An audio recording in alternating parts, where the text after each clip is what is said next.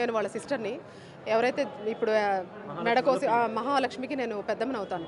అయితే ముగ్గురు పిల్లలు కదా, ఒక అమ్మాయి 19 ఇయర్స్కే పెళ్లి చేసేస్తే ఏంటంటే ఒక బర్డెన్ దిగుతుంది. ప్లస్ ఆ అబ్బాయి కూడా ఏంటంటే నేను చదివించుకుంటాను, నాకు జాబ్ ఉంది, నేను అమ్మాయిని చదివించుకొని నేను కూడా జాబ్ చేసుకుంటాను అని చెప్పేసి చాలా నమ్మించాడు.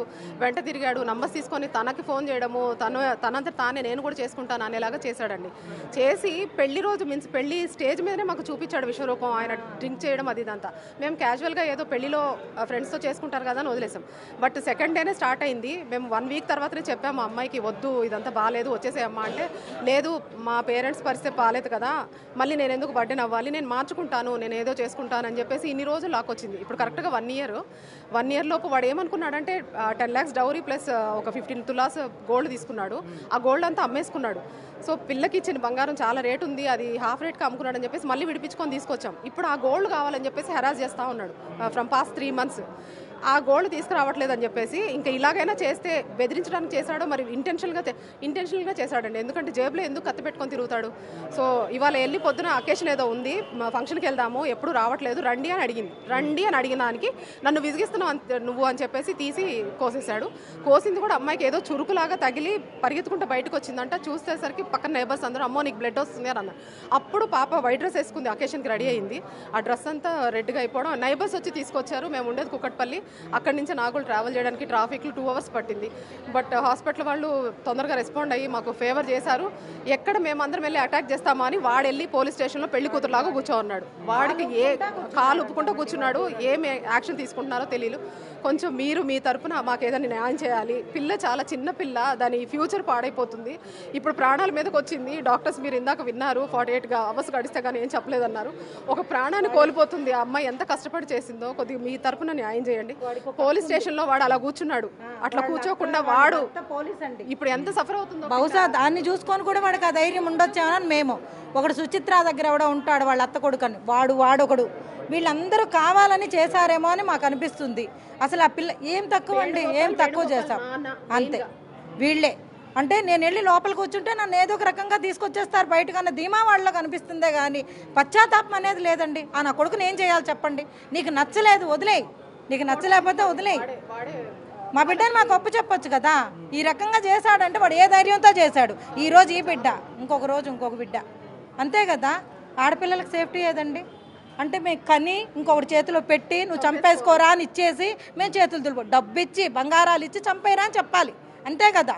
మా వైపు తప్పు ఉంటే చెప్పమని చెప్పండి, మేము ఇలాగే నిలబడతాం. వాళ్ళకి ధైర్యం ఉంటే మా వైపు తప్పు ఉంటే వచ్చి చెప్పమని చెప్పండి.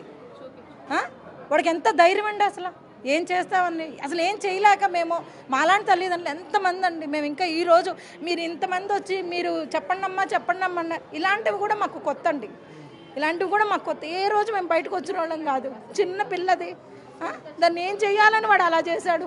ఇప్పుడు దానికి ఏదన్నా జరిగితే మా చేతుల మీద పెంచుకున్నా ఉండ బిడ్డని, ఏం చేయాలని వాడు పోయి దర్జాగా కూర్చొని కాలు ఊపుతున్నాడు అంటే వాడు ధీమా ఏంటో నాకు అర్థం కావట్లేదు. మీ అందరికి ఒకటే చెప్తున్నా, ఇలాంటిది ఇంకొకరికి జరగకుండా, అంటే నాలాంటి పేరెంట్స్ చాలామంది చెప్పుండొచ్చు, ఇలాంటిది ఇంకెవరికి జరగకుండా మీ నుంచి పోలీసు వాళ్ళ తరపు నుంచి వాడికి ఏదన్నా చేయగలిగితే మాకు ఇంకా అంతకుమించి ఏం లేదు. వాళ్ళ పేరెంట్స్ ఎంతవరకు వాళ్ళు కనీసం తప్పు ఉందా లేదా వదిలేయండి, కనీసం రావాలి కదండి. వాళ్ళ కోళ్ళే కదా, దగ్గరుండి పెళ్లి చేశాం కదా, ఇంతవరకు అండి వాళ్ళకి అనేక అనిపించలేదండి. ఏం చెప్పాలండి? మేము ఇలా మాట్లాడుతున్నామంటే కూడా మాకు భయంగా ఉంది ఏం జరిగిద్దో అని. మీరు ఏ చేసినా మీరు సపోర్ట్ చేయాలి, వాళ్ళు చేయగలిగి ఉండాలి. ఇవి రెండు. డౌరీ ఇచ్చినప్పుడు ఒక్క 2 lakhs 10 lakhsలో ఒక 2 lakhs మా అమ్మాయి పేరు మీద వేయండి అని చెప్తే ₹1 కాదు కదా, లేచి బయటికి వెళ్ళిపోయాడు వాడు. ఆ రోజు బయటికి వెళ్ళిపోయాడు. ₹1 మా అమ్మాయి పేరు మీద వేయలేదు కదా. ఈ రోజు వాళ్ళ ఇంటి కోడలే కదండి, కట్నం నూకారు కదా, కోడలే కదా, రావాలి కదా. నా మీద కేసైనా పర్వాలేదు సార్, డౌరీ తీసుకున్న ఫోటో నేను తీసి పెట్టుకున్నాను. వాడు క్యాష్ రూపంలో తీసుకున్నాడు నా దగ్గర. నాకు ఖచ్చితంగా క్యాష్ కావాలంటే నేను క్యాష్ ఇస్తే వాడు మండపంలో భోజనాలు వాడు ఆఖరికి పంతులు కూడా నా క్యాష్లోంచి తీసి ఇచ్చాడు. వాడంతా లోఫర్ నా కొడుకు. ఈరోజు వచ్చి నిలబడి వాళ్ళ కోడలు చూసుకొని ఉంటే నాకు ఇంత బాధ ఉండేది కాదు కదా.